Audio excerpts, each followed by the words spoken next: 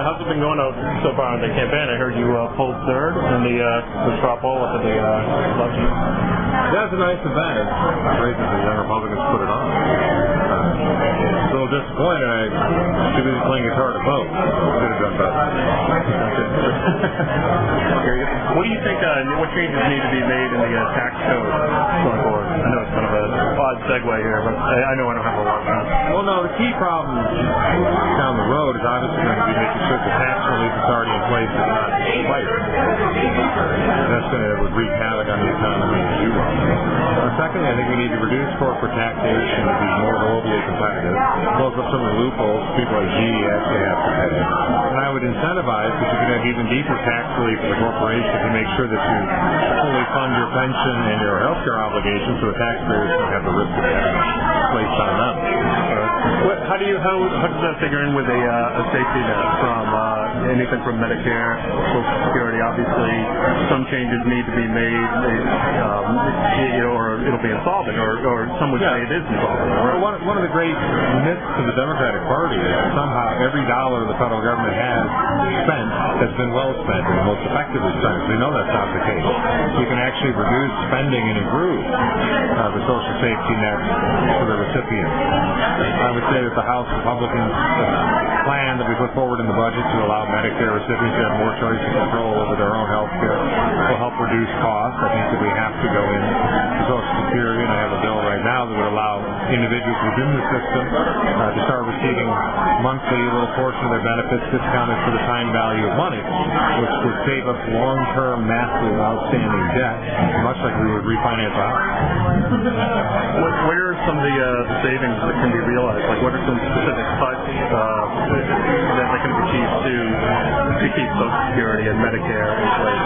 Like I said, I don't think you need cuts. I think what you need, like the House Republicans did, is you need to allow the patients, the recipients to have more control over their health care, more competitive competition amongst the insurance companies, so the individuals can squeeze the cost out. They'll have to compete for the provision of the benefit, which, as you know, right now you don't in the government. There's no incentive to maximize the impact of every dollar.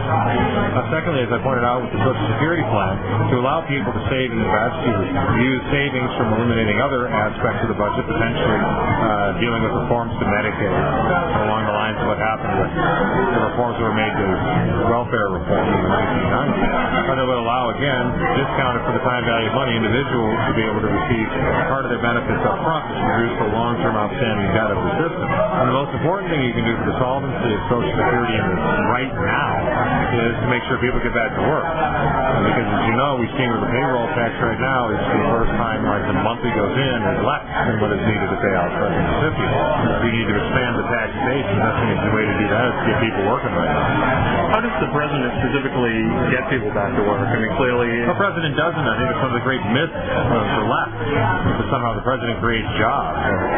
Everything is created by the American taxpayer, the American entrepreneur, and the American worker. So while the president's out there creating government jobs with other people's money, that's having a detrimental impact on the economy. And what you have to do is allow for the conditions to be in place. And one of the things that I always talk about is we're in a deflationary period of time. We're having a credit contraction which is greater than any time since the Great Depression. It's because the Wall Street bailout banks are not recapitalized. They are not as healthy as they need to be. And our entrepreneurs and workers aren't getting credit. That's why I advocate that they're forced to recapitalize with their own bondholders and shareholders rather than taxpayers. Do debt for equity swaps to start the recapitalization. Give real stress tests to the banks, because if they're not healthy, they should be broken up, closed down, their assets walled off. It would allow people to buy those assets of those failed banks with tax capital gains free investments because of the risk involved. Put capital back in the system. And you have to make sure the leverage limits are never going to be what they were before, so they can't implode on anybody. And finally, you have to segment them off so that those companies that are based overseas, that are over here with banking branches, can escape the U.S. laws and send the money back and leave the problem here. A lot of people talk about closing loopholes, but is one of the ways to do it through something like a flat tax or a so-called fair tax? You're not going to have tax reform in this country until we actually have the economy moving again and more people are rising up the prosperity ladder back into the tax system. Because if we continue on the path we're on, and you have people that over 50% of the country who no longer receive the burden of the taxation, remove the benefit. As I tell my friends for flat tax and fair tax, you're never even going to have your argument. Now, you're obviously from an area, Detroit, which has seen the worst of America's economy in the latest years. Right now the average price of a home is, I think, around $20,000. Is that in Detroit? No, well, is that just high? Detroit's hurting. We understand that. We're very resilient people. The auto industry went through a very painful restructuring period in exchange for the loan to survive. And we continue to make sure that we do everything we can on a daily basis to survive despite the mistakes of big government, big business, and big labor. Do you think the bailout of the auto industry and also the banks before that was a mistake? The banks was clearly a mistake, and what we did with the autos is we took 1/10 of the money that was already appropriated to the banks to make sure we kept the manufacturing base in the United States. And that was not only the position of the two companies that received it, the position of Ford, which didn't, and it was the position of the transplant companies, which didn't, because they were deathly afraid of what was going to happen in the supply chain in the United States. And obviously too, when the car companies came into Congress, it was a much harder fight for them, whereas the banks seemed to come in and originally Bernanke just wanted to have we're right until after, much later, and there was only one or so. And in fact, it was going to be the 2 or 3 page memo that don't read this, just give us the money. Well, and there was no restructuring.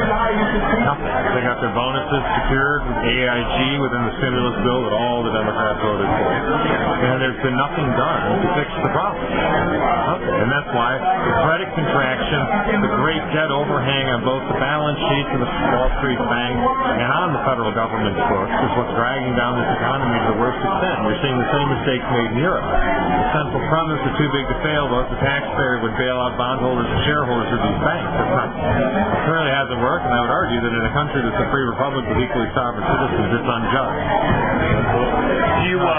Time for one more. How would you limit our commitment over in Afghanistan and Iraq, Libya, even though we're not supposedly troops on the ground there? What role do you think that plays in the national debt, and what would you do as president? I don't measure security in dollars. You become penny wise and pound foolish.